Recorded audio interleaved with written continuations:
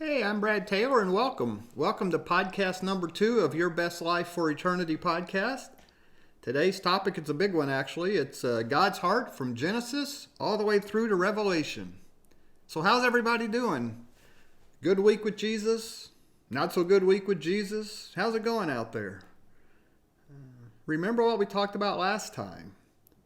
You know, you're supposed to be asking yourself 3 questions to honestly look at your life and ask yourself, how are you investing your time? How are you investing your money? And what consumes the majority of your thoughts?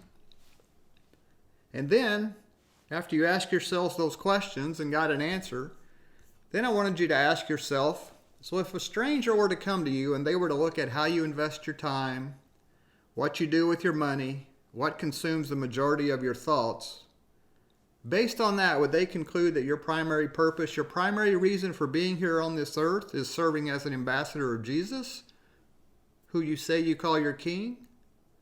Or would they conclude your primary reason, your primary purpose for being here is serving yourself and what it is that you want?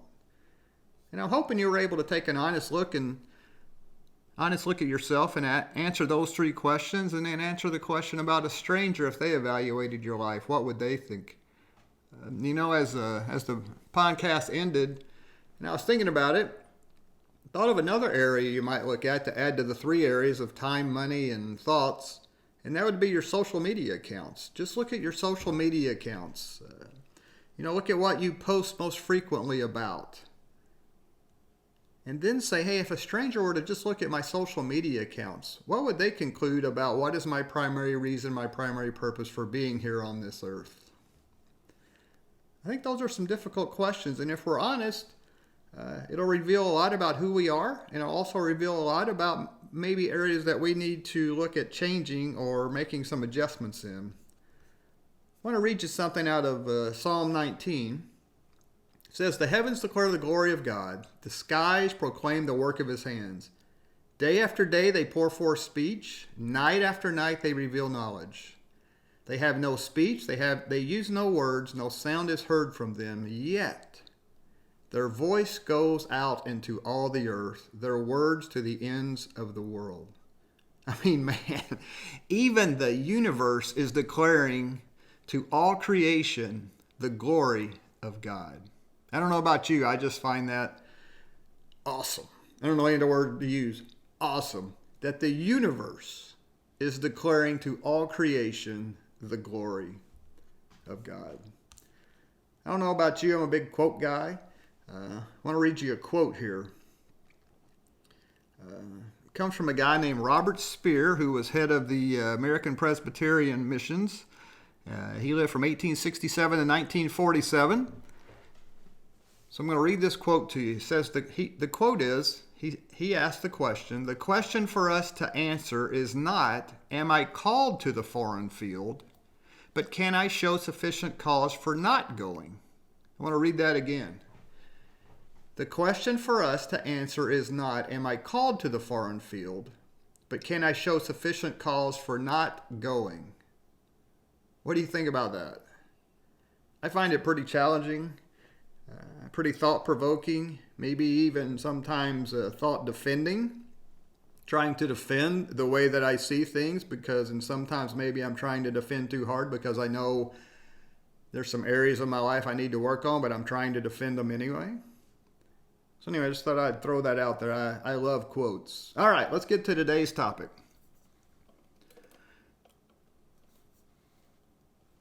Today I want to expand a little more on what we talked about the last time and get maybe a little more background, a little more depth, a little more context to the concept that we discussed last time. And that general concept that we hit on last time is that as a Christian, as a follower, as a disciple of Jesus, our primary purpose on this earth is to be his ambassador to the world, telling the world that God is reconciling the world to himself through Jesus Christ in order to glorify God forever and ever. That was really the premise of the whole topic of the last episode, and so I want to expand on that more this time, and I'm going to start by reading something out of Matthew. Probably a lot of you are familiar with this, called the Great Commission. I know, a lot of you have heard it before, but let's just go through it to set the table here. It says, "And Jesus came and said to them, All authority in heaven and on earth has been given to me. Go therefore and make disciples of all nations, baptizing them in the name of the Father and of the Son and of the Holy Spirit, teaching them to observe all that I have commanded you, and behold, I am with you always, even to the end of the age. Have you ever thought about this? You ever looked at the Bible and said, man, that Bible is a really thick book? And did you know what I just read to you is 3 verses out of that very thick book? And being a numbers guy, I like numbers. So I calculated. The Great Commission is 3 verses out of this big, thick book. Did you know the Great Commission is only 0.01% of all the verses in the Bible? 0.01% of all the verses in the Bible are contained in the Great Commission.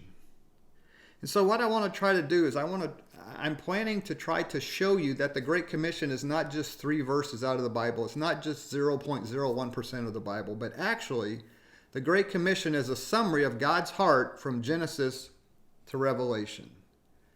And so how are we going to go about this? Well, we're going to cover the Bible from Genesis to Revelation in this podcast. So hold on. It won't take that long. I'm going to talk fast because I want you to follow the big picture flow of the story and not get lost in the weeds. So I'm going to talk pretty fast as we walk through it. And then after we complete the story, I'll come back and talk more normal speed. So you ready? Might want to put your seatbelt on. We're going to be moving pretty quick. But let's get started. So let's do some math, okay? How many apostles were there? Okay, these are not trick questions. How many apostles were there? There were 12, right? Okay, and we'll throw out Judas. He didn't turn out so well. But then Judas was replaced by a guy named, do you remember? Matthias. Yes, Matthias. And then there's 2 other people that are called apostles in the Bible also. I don't know if you know this. James, the brother of Jesus, is called an apostle, and Paul is called an apostle. So we start with 12. We subtract 1, Judas. 12 minus 1 is 11. We then add Matthias back in. So we have 12 minus 1 is 11, plus 1 is 12. And then we add 2 more, so we got 14, right? Do you know of those 14, 13 of them died because they were trying to tell people who had never heard about Jesus? And when they were told to stop, when they were told to deny that Jesus had risen from the dead, that Jesus said who he was, they all said, well, you can kill us, but we're not going to deny it because we have seen this. And still today, people are leaving their homes and their families are moving to places where it's very difficult to live because of what Jesus said in the Great Commission. And yes, some are even still dying today for this exact same Great Commission that those 13 apostles died for. So are they doing it for just 3 verses out of the Bible? 3 verses out of that very, very thick book. That just doesn't make sense to me. That seems very strange. Why would you sacrifice all that for 0.01% of the Bible? Well, let's dig in a little deeper to those 13 apostles that died. You know, they didn't have the New Testament like we do today. All they had written was the Old Testament, and you know, you didn't have one of those in every home either.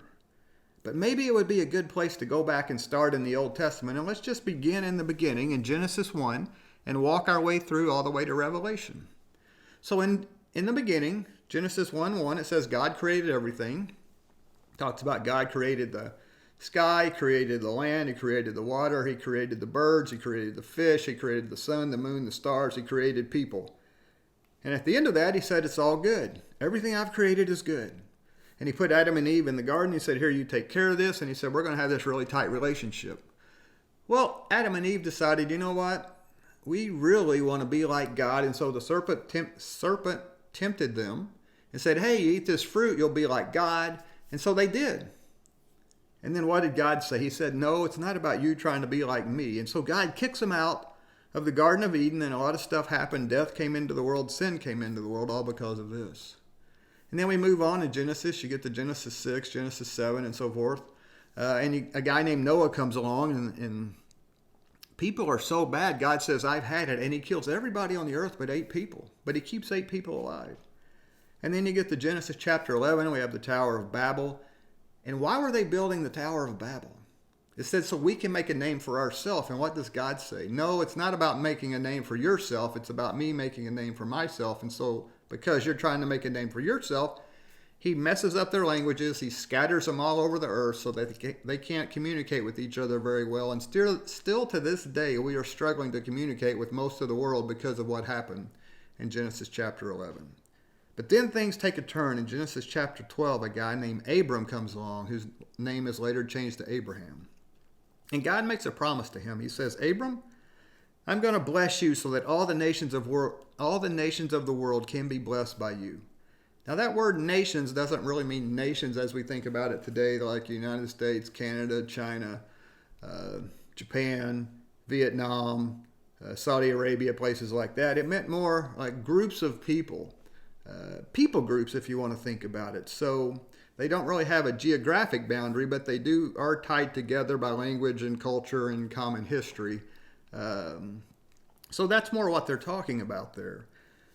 But here is also something interesting. Both Peter and Paul in their writings refer back to this promise given to Abraham, or Abram at the time, in Genesis chapter 12 as the gospel. And so God makes this promise to Abram, but it's not so that Abram and his family can sit around and pat themselves on the back and say, man, look how great this blessing is that God has given us. Isn't God so good? No, God was blessing Abram for a purpose, so that all the nations of the world would be blessed.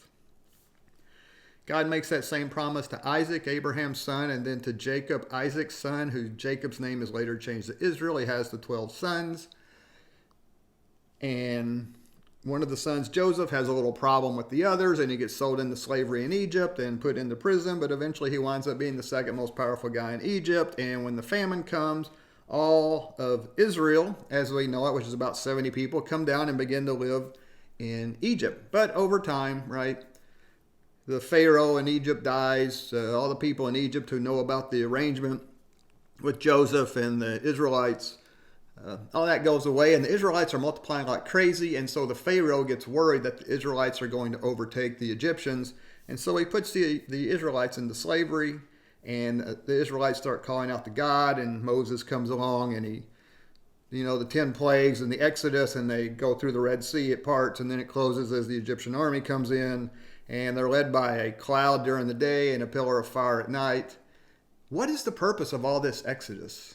Is it because Israel is so great? No, actually, God says of Israel what? He says, you're a stiff-necked people, you rebel against me. Why did God even choose Israel? Do you know why he picked them? He tells us, he says, you know what, Israel? He said, I chose you because no God has ever taken for themselves a people for himself out of another people, and so I am doing that now so that my name will be great amongst the nations. And the purpose of the Exodus, we're told in Nehemiah chapter 9, verses 9 and 10, written almost 800 years after the Exodus. It says, God, you did this Exodus so that your name would be great, and your name is still great to this day because of what you did back then. The Exodus was about God's name being made great in all the world. And what is Israel's purpose? Israel tells us in Isaiah 49:6, he says, you are to be a light to the nations so that my salvation will be known amongst the Gentiles. Israel's purpose was to be a light to the nations so that his salvation would be known amongst all nations. And so God leads them and they go into the promised land. And what was the purpose of the promised land? The promised land wound up being at the crossroads of two major trade routes. And God says, I'm going to bless you so that when people see how blessed you are by me, my name will be made great. And that worked, right? People came and they came to visit Solomon and saw all the blessings that God had given the nation of Israel. And God's name was being made great. So Israel gets into the promised land, and they eventually decide they want a king, and David becomes king. Now, David had a few hiccups along the way, but David is called a man after God's own heart, and David has a son named Solomon, and Solomon starts off well. He's known as the richest and wisest man to ever live, and he builds a temple. And what's the purpose of the temple? It's to be a house of prayer for all nations. It's not just for the Israelites, but all nations are to come there and pray to God. In fact, they had a court of the Gentiles for the Gentiles to come and worship God there. But Solomon decided he knew better than God, and so God had told him, don't intermarry with the other nations that are in the promised land that I send you into. But Solomon decides to do that, and it brings in problems because then to appease his wives, he starts building all these worship places for them to worship the false gods. And so God begins to send all those Old Testament prophets that are sometimes difficult to understand to Israel and say, hey, Israel, I sent you here so that when people looked at you, they would know who I am, the one true God. But you've mixed in the worship of all these false idols and false gods with the worship of the one true God. And so now when people look at you, they have no idea who I am. So get back to doing what it is I told you to do. Well, Israel didn't listen, and so God says, fine. And Israel winds up being split into two. You got the 10 northern tribes called Israel and the 2 southern tribes called Judah. And Israel, the 10 northern tribes, get taken captive by Assyria because they refuse to stop doing idol worship. And so it's just messing up the worship of God, and it's defaming God's name in all the nations. And then a few hundred years later, the southern 2 tribes, they're still doing the same thing with the idol worship, and God takes them into captivity with the Babylonians. But this is the interesting thing. Even in captivity, what happens? Daniel interprets Nebuchadnezzar's dream, and what does Nebuchadnezzar do? He tells his entire kingdom, hey, Daniel worships the one true God. You have the 3 guys in the fiery furnace, right? And they come out without being burned. And what does the king do? He sends out something to all his kingdom saying, these 3 guys worship the one true God. And then you have Daniel in the lion's den, and what happens there? Daniel comes out of the lion's den without being eaten, and what happens? The king sends out something to all his kingdom saying, what? These guys, Daniel worships the one true God. So even in captivity, God is about making his name great. And then eventually God takes Israel out of captivity, takes them back to Jerusalem and has them rebuild Jerusalem and rebuild the temple. And he tells us in Jeremiah why he does that. He said, it's not because you're so great, Israel. It's because this rebuilding of Jerusalem and rebuilding of the temple is going to be for my name and my renown in all the world. That is the reason that he took them back. Not because Israel was so great, but because God was going to use them to make his name great. And in fact, in the last book of the Old Testament, in Malachi 1:11, God tells us what the purpose of all this is. He says in 1:11, he says, so that my name will be worshipped from the rising to the setting of the sun, because my name will be great amongst all the nations.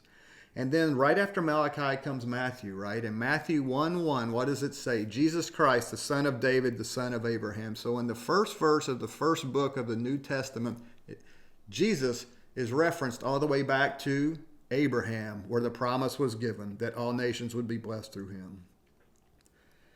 So Jesus is born, and John the Baptist sees him. And what does John the Baptist cry out when he sees him? Jesus, the Lamb of God who takes away the sin of the world, essentially telling all of Israel, hey, that promise that you've been looking for all these years, he is here walking among us.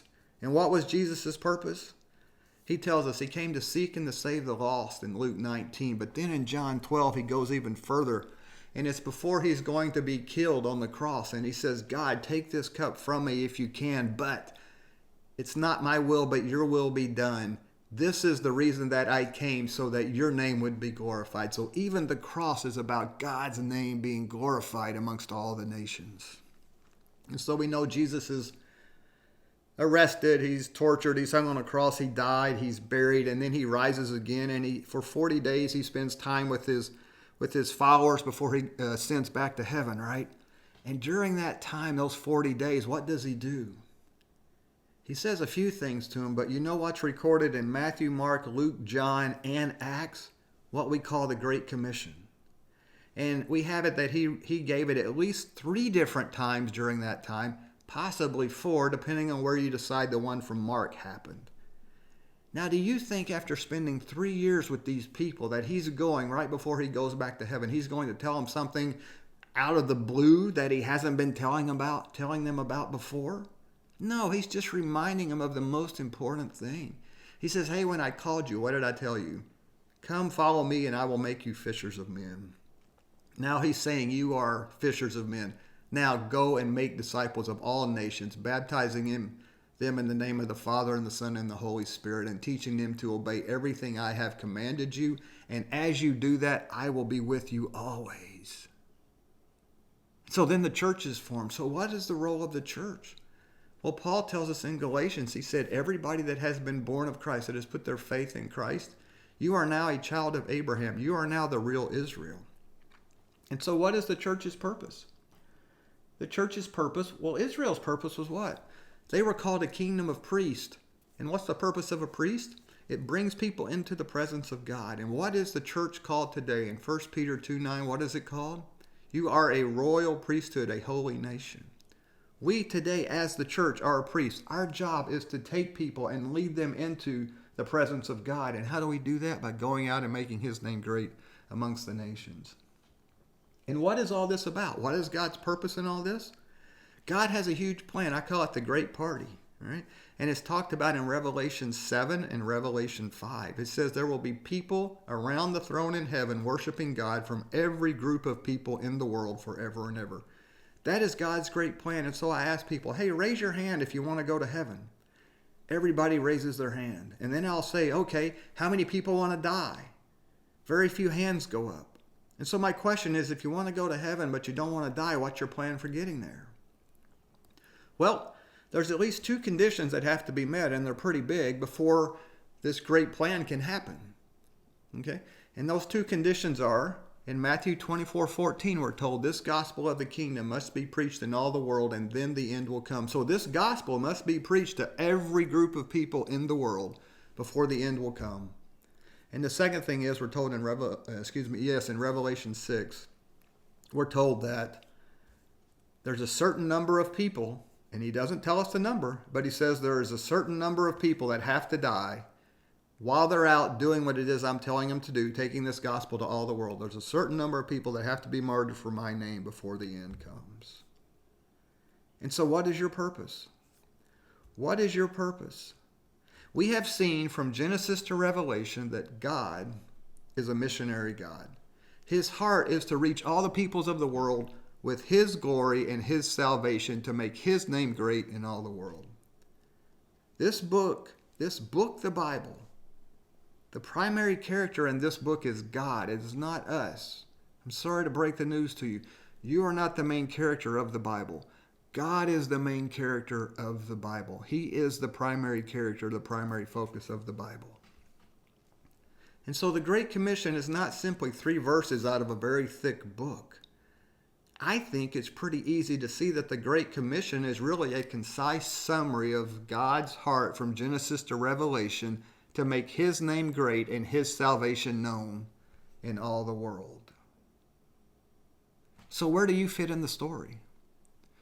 This is the important part. This is a huge, encompassing story, but where do you fit in it? And as we looked at in the previous podcast, you are God's ambassador who is supposed to go to all the nations, all the groups of people in the world with the message that God is reconciling the world to himself through Jesus Christ. And so I have a challenge for you this week. An assignment, homework, a challenge, however you want to look at it. I want you to ask yourself 2 questions, and I want you to think about it before the next time. The first question is, based on what God has shown you through this, what we've talked about, what am I going to do about it? Okay. Based on what God has shown me, what am I going to do about it? And the second question is, who am I going to share with what God has shown me today? As I've listened to this, who am I going to share with what God has shown me? So what am I going to do about what God has shown me, and who am I going to share with what God has shown me today? So I want you to spend some time with God, listen to God, listen to what he shows you in response to these 2 questions. And if you want to review this story and maybe learn it so you can tell it to others and share it with others, I've got some resources that can help you out. If you'll go to the website, it's called DMCP365, DMCP365.com. That's Disciple Maker Church Planner 365, so DMCP365. If you'll go there and then look in the notes, you'll find some things that you can look at that'll help you learn this story so that you can share it with others. Free, online, go get it. I hope that helps you. And so until next time, let's be out doing our job. Let's go out and serve as an ambassador for the King of Kings and the Lord of Lords. Until all here, this is Brad.